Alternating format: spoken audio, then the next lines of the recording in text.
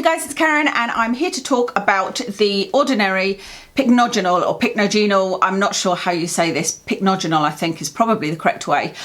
This is 5% and it is 15ml. It's been out for a while now. I bought it when it first came out. It is £8.60 for only 15ml, so it's quite expensive, and it is under their antioxidant range. I don't have a video of me applying this because I cannot stand the smell, and just to get straight into the review, I haven't found it does anything for my skin at all. And it's bright red and stains things, so that's what it looks like. It's kind of looks like the sea buckthorn. So it goes on kind of oily. It feels very oily, but it does immediately absorb. Well, not immediately, you can see it's not immediately absorbing, but it doesn't take long to absorb at all, and it doesn't leave an oily film yet. There, it's starting to absorb now.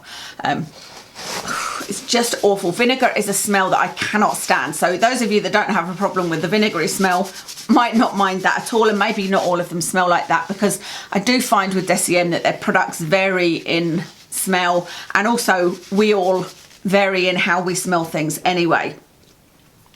The claims are that it enhances hydration and elasticity and recycles vitamin C. And there's other claims, and it's an antioxidant and protective, etc. I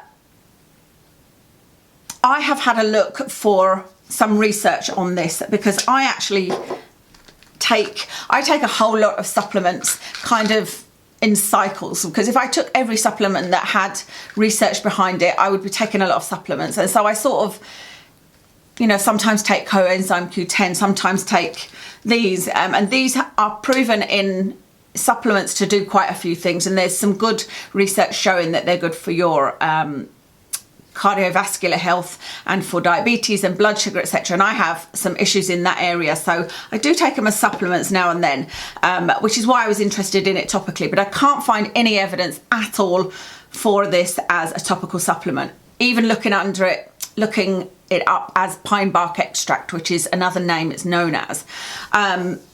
So the only thing left really is to look at reviews, and the reviews are very much either brilliant or terrible.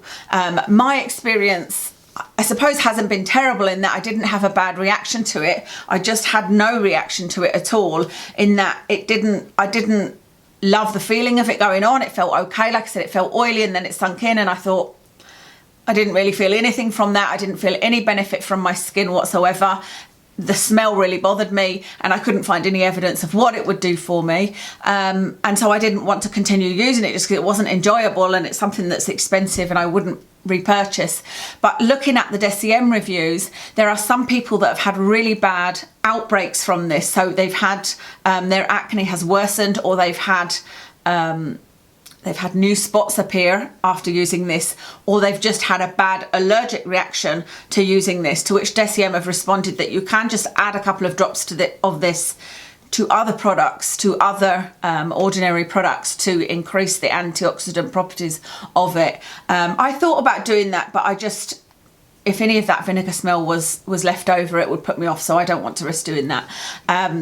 But then there are actually a lot more positive results, positive reviews, saying that this is youth in a bottle. Somebody said this is youth in a bottle, that their skin has never looked better, that their skin is glowing, is much more hydrated, is much smoother, is much more youthful looking. I mean, there's some really, really big reviews, big claims that it's done wonders for people's skin, and even for people with breakouts have said that it's really healed their breakouts. So it was really difficult to come on and do a review, and I wasn't sure I was going to, but I thought, I suppose this is less of a review or as where I'm recommending it or not. This is just me telling you my experience, telling you that I can't find any evidence one way or the other, and what I've seen in terms of reviews. And so then it will be up to you whether you want to spend, you know, the £8.60 to give it a try.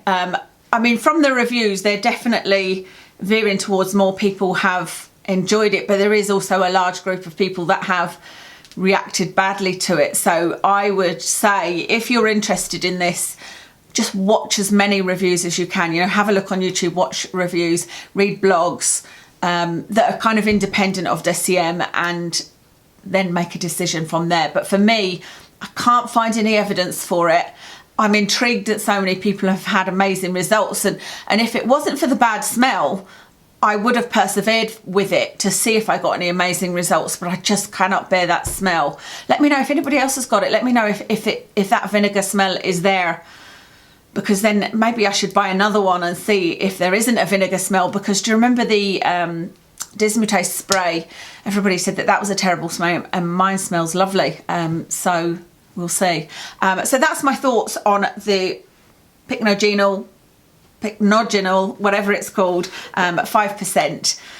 Let us know your thoughts. Thank you very much for watching, and I'll speak to you again soon.